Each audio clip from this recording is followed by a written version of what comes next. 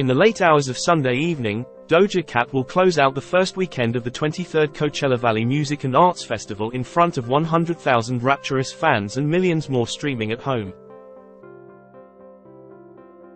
On the sprawling grounds of a former desert polo field, the multi-platinum Grammy Award winner will achieve another career landmark. She'll become the first female rapper to headline the event, a distinction that puts a capstone on her rise to become the most prominent woman rapper ever raised in Los Angeles. But this moment brings up a pressing question. Why did the first female Coachella headliner from L. A. need to skirt around the traditional hip-hop route to become a superstar? After all, while Doja Cat's idiosyncratic art-pop fusion of rap and R&B defies easy categorization, her roots can be traced back to L. A storied underground hip-hop scene in Lime Park like Chaos Network's Bananas, where she freestyled and performed her early music. As a teen, she breakdanced and pop-locked in cyphers under the moniker Lady Get Down for the West Coast pop lockers.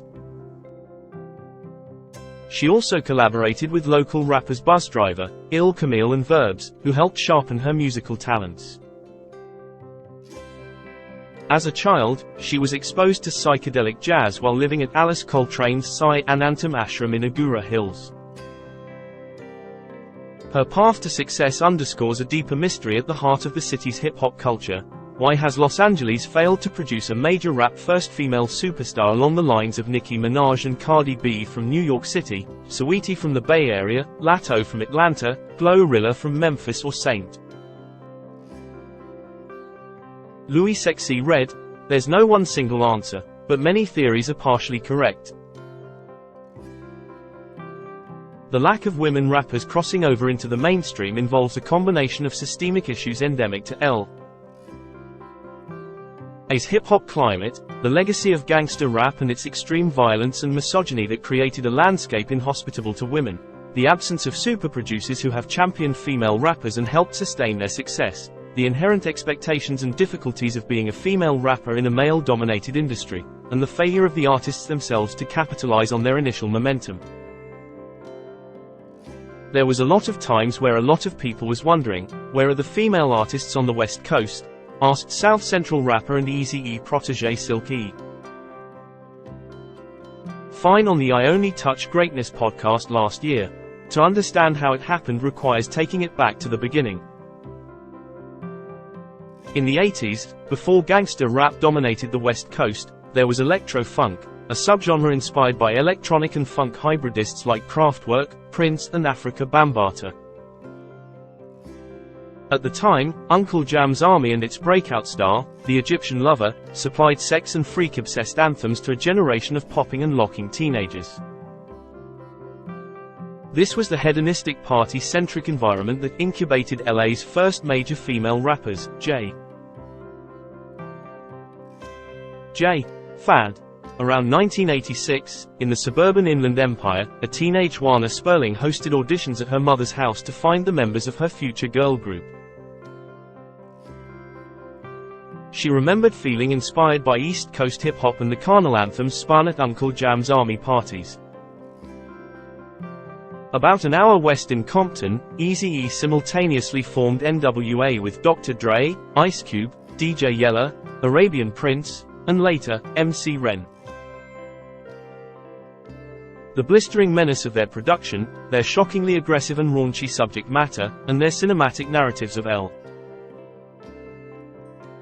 A. street life ultimately created the blueprint for mainstream West Coast hip-hop. But before they became recognized as the pioneers of gangster rap, the members of N.W.A. trafficked in the electro-rap tradition too. For all of the brandished sawed-off rifles and attacks on the police, the last track on 1988's Straight Outta Compton was called Something to Dance To. In this same year, Eazy-E's Ruthless Records released the debut album from J. Fad, Seeing the Perfect Way to Fund N.W.A. through Fad's pop-friendly and commercially viable package. After the trio of MCJ. B. Juana Sperling, Nay Burns, Baby D, Dana Dirks, and Sassy C, Michelle Franklin, aligned themselves to the nascent gangster rap juggernaut, the label's in-house producers Drive. Dre, DJ Yella and DJ Arabian Prince remixed their already hugely popular single, Supersonic, adding heavy bass and electro-pop flourishes. But when they signed to Ruthless, Sperling says it was perhaps too fast for naive teens. We didn't have our own lawyers. We had Ruthless lawyers to go over the contracts and stuff with us. Baby D was a minor, and she didn't have a parental signature. The group didn't feel bamboozled or anything like that, but in retrospect, whether the contract was fair or not, I can't really say, cause we didn't have any idea, says Sperling. Supersonic went gold in 1988. Only 3 months after its release, JJ Fad members were among the first class of hip-hop artists to be nominated for a Grammy. But in the wake of Supersonic and Straight Outta Compton's triumphs, West Coast hip-hop split in two. When it came time for JJ Fad's sophomore album, Dr. Dre claimed that he was too busy with other projects to handle production. By then, their feel-good up-tempo electronic rap was out of vogue. The misogynistic themes of L. A. Gangster rap could be aptly summarized by the title of a song on The Chronic, Drive. Dre's triple platinum solo debut, Bitches Ain't S. It caused a lot of problems in our community, hip-hop archivist and educator Martha, M.D. Diaz says, when asked about the long-term effects of the anti-women messages embedded in West Coast gangster rap. It's great music, but the artists didn't care how it programmed our young people, or how it affected how we see black and brown women, or how we treat each other. It really dehumanized us. As the members of NWA and Dr. Dre's protege, Snoop Dogg, became household names, their music increasingly came under attack. Feminist scholars and music critics frequently criticized their lyrical disdain for women. In real life, Dr. Dre came under fire in January 1991 for physically assaulting Dee Barnes, the host of the popular video show, Pump It Up. Dre pleaded no contest and was placed on 2 years probation, as well as having to do community service and pay a small fine. He later apologized for his actions. 25 years ago I was a young man drinking too much and in over my head with no real structure in my life. However, none of this is an excuse for what I did, Dre said in a 2015 statement released to the New York Times. The mogul ended his comments with an apology to the women he's hurt, without naming anyone specifically. I deeply regret what I did and know that it has forever impacted all of our lives, he said. But at the time of the assaults, Dre's actions set a precedent for the type of conduct that would be tolerated in such a regressive environment. This was clearly a boys' club, where the only women allowed were those willing to explicitly or implicitly condone behavior hostile toward their own gender. You can Google the history of Dre's abuse towards women.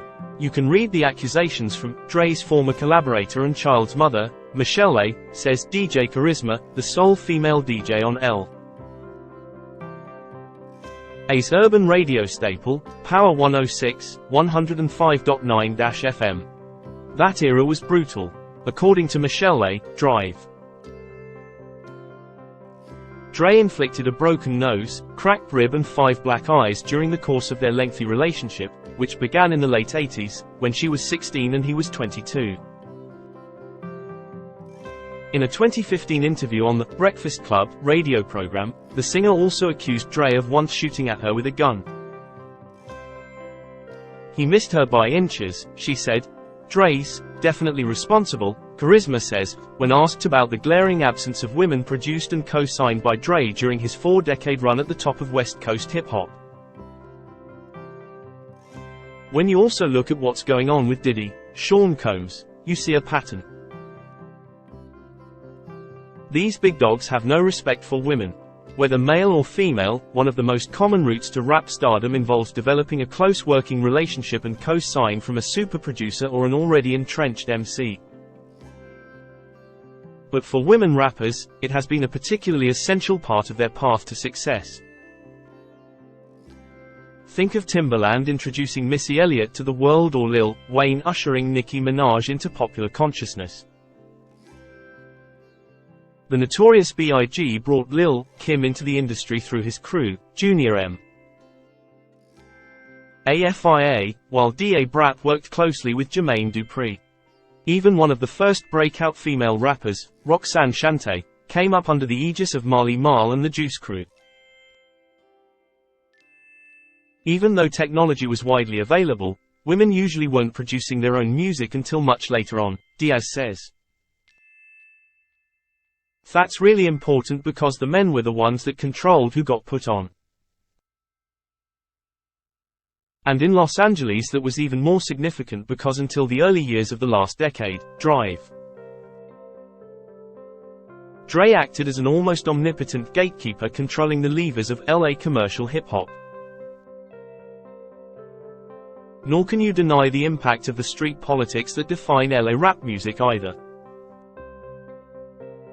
We're not a collaborative coast, says Compton songwriter, producer and singer Brittany B.B. Barber, who won a Grammy last year for her writing contributions on Robert Glasper's Black Radio 3. It's very territorial, but it's only for women though. I've noticed that men eventually collaborate. Or they join rap groups or create teams. I think women get left out of that. To Dre's credit, he did work with a few female rappers at Death Row and Aftermath. The most commercially viable was Virginia Transplant, the Lady of Rage, who was molded in the gangster rap archetype. She rocked, rough and tough, with her afro puffs, the title of her ubiquitous first single in 1994, and once famously punched a horse in the face defending Death Row in a fight.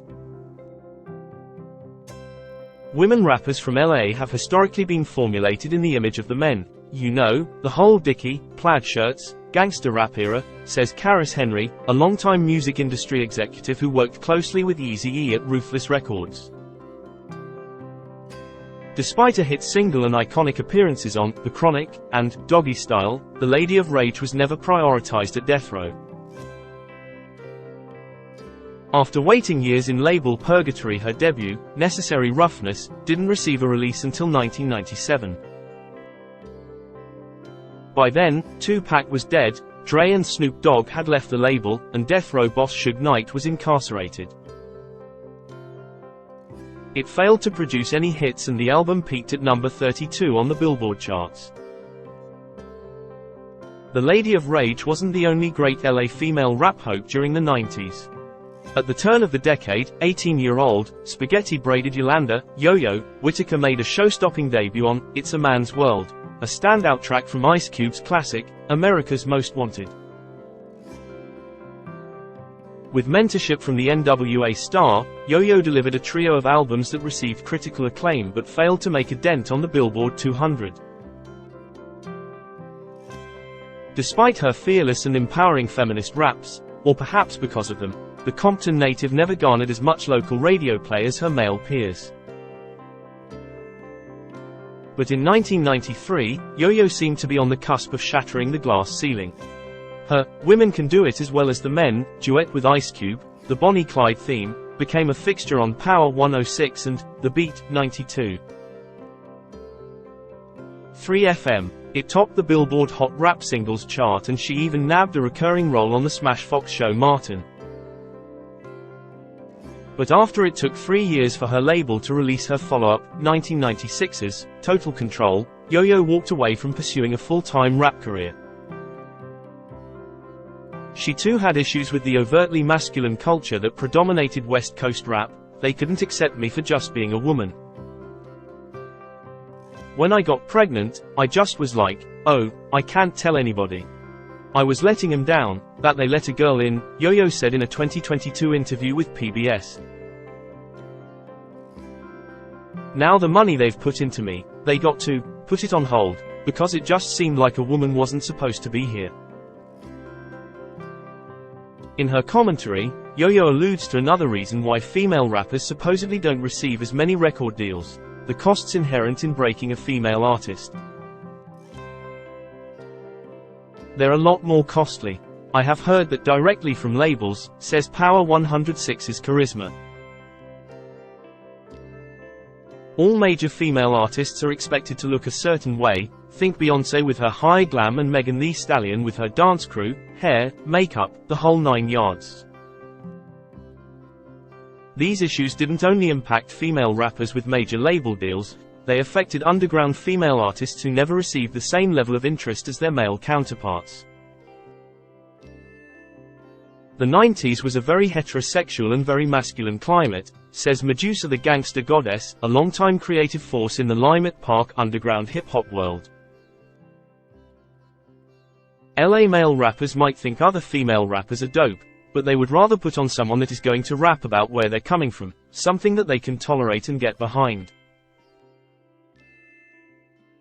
Medusa cut her teeth performing at the local hip-hop hubs The Good Life and Project Blowed, where artists were rewarded for thought-provoking lyricism, discouraged from using profanity, and eschewed violent themes despite coming from the same socio-economic conditions as gangster rappers. This counter-cultural movement ran concurrently but apart from the more commercially viable sex, drugs and violence-dominated rap world. It was an environment more conducive to and reflective of a traditionally feminine energy, but one that major label king and queen makers usually avoided. Dre has bowed down and touched my feet, so has DJ Quick, Medusa adds. Like, you all know him here. I think the ego of a man gets in the way of allowing the woman to be exactly who she is. When weighing LA hip-hop's history, it's difficult to overlook how few female rappers have received a chance from the major producers who have dominated the city's culture. In the nearly 30 years since Dre left Death Row to found his powerhouse Aftermath Entertainment imprint, he's been heavily responsible for turning Eminem, 50 Cent, The Game, Anderson, .Pac and Kendrick Lamar into household names. Yet the only prominent female rapper to work with Dre was Philadelphia's Eve, who briefly signed to Aftermath in the late 90s and only appeared on a single song, on the 1998 Bullworth soundtrack, under the name Eve of Destruction. Shortly after leaving Dre's company, Eve signed with Rough Riders and became one of the most commercially successful female rappers of all time. In the late '00s, it seemed like a glory era of LA female rappers was about to emerge. With social media and the internet allowing artists to avoid the oligarchs that controlled local hip-hop, the jerkin movement took root among the region's teenagers. Baggy khakis became skinny jeans, marine blue and blood red were swapped for fluorescent color schemes, and women numbered among the biggest stars of this dance rap phenomenon. Soon to follow, was the subversive-minded Odd Future skateboarding goblins, formed by leader Tyler, the Creator, another L. A rapper who will also headline Coachella alongside Doja Cat for the first time this year. Their lyrics were still explicit, but quite often the girls rapped the most obscene bars, inverting the previously entrenched power dynamics. Groups like Pink Dollars, Vixen Ent, and the Bangs ranked among the most technically vicious and virally popular artists of the jerkin craze, but only the latter received a record deal with a major label. Soon after, one of the two rappers in the Bangs, Courtney Elliott aka MC Ella Ann, was seriously wounded in a drive-by shooting and was unable to continue performing. But jerkin incubated much of the next generation of LA hip-hop. Most notably, Y.G. and his producer DJ Mustard emerged as jerkin slowly morphed into ratchet, an up-tempo minimalist party rap subgenre. But the violence and misogyny in the songs remained the same, sometimes quite literally. One of Mustard and YG's first major breakthrough hits was a remake of the Dr. Dre and Snoop Dogg original, Bitches Ain't S. And for all of his success over the last decade, Mustard has neglected to release any full-length records from a Los Angeles female rapper.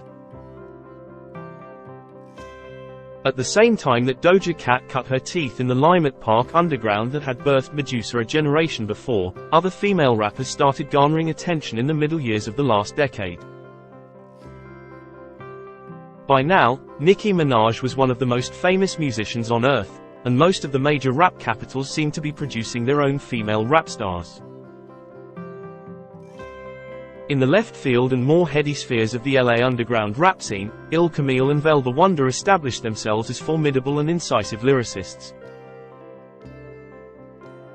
Watts Ash Bash the Rapper and Compton's Asja proved that there were plenty of viable heirs to the throne of Yo-Yo and the Lady of Rage. Most recently, Inglewood's CUZZOS have emerged as one of the best groups in the city, regardless of gender, even shouting out the influence of Vixen and Pink Dollars in a song from their latest EP. Yet the fact remains that only Doja Cat has been able to break through to the level where she can top the bill at Coachella. And to do it, she had to go the pop route and from there, circle back to her Limelight Park freestyle roots on her last album, 2023's Scarlet. But if you're searching for two rappers who define the possibility and talent just waiting to be cultivated from L. A's deep female rap talent pool, the first names that come to mind are Cam China, a pair of twins from Inglewood who were initially in Pink Dollars before going solo in the early years of the last decade. Despite receiving critical adulation and building a huge fanbase on social media, Cam China are overly familiar with the hardships and exploitation that have historically plagued L. A. Female rappers. In 2016, Pitchfork gave Cam China's debut self-titled EP an 8.0 and called it viscerally exciting rap music. Around the same time, the duo's manager started fielding collaboration requests from artists like Cardi B, and requests to perform on larger stages. But Cam says that their team never relayed these opportunities. "We were just dealing with the wrong people, wrong management, wrong representation," Cam says over a video call. Just like in their Pink Dollars days, they were unable to capitalize on their momentum. But unlike in the past, modern rappers are no longer beholden to major label release schedules, the fickle tastes of radio and the ever-changing whims of producers. After resolving their contractual situation, Cam China have proved that hard work and rare talent can transcend the obstacles facing female rappers. Their freestyles are constantly going viral on Instagram and TikTok, and Issa Rae tapped them for the soundtracks of her shows Insecure and Rap Shush. This show of solidarity and recognition from their fellow LA native helped usher Cam China through a rough patch. "We were living at the studio for like 3 months, but we were going hard with the freestyles," says Cam. "There were no windows. You never got to really see sunlight. You didn't know when it was dark. Ellipsis. So I started praying for a place where there were windows. And with the help of Issa Rae and everything that came after that, I was able to get a condo with several windows." The one-time teen prodigies from the Jerkin era have now become certified legends with more than a decade of experience under their belt. And their continued career growth reflects the changing perceptions of female rappers from L. A. Only last month, Cam China performed before their biggest audience yet, at the rap music festival Rolling Loud, just a few blocks from where they grew up in Inglewood.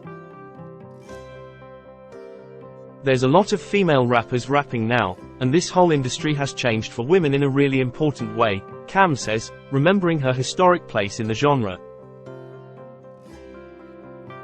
"I love hip-hop. I love everybody who came before us. I appreciate everybody who came before us. And now, I'm a part of the change, and it feels good."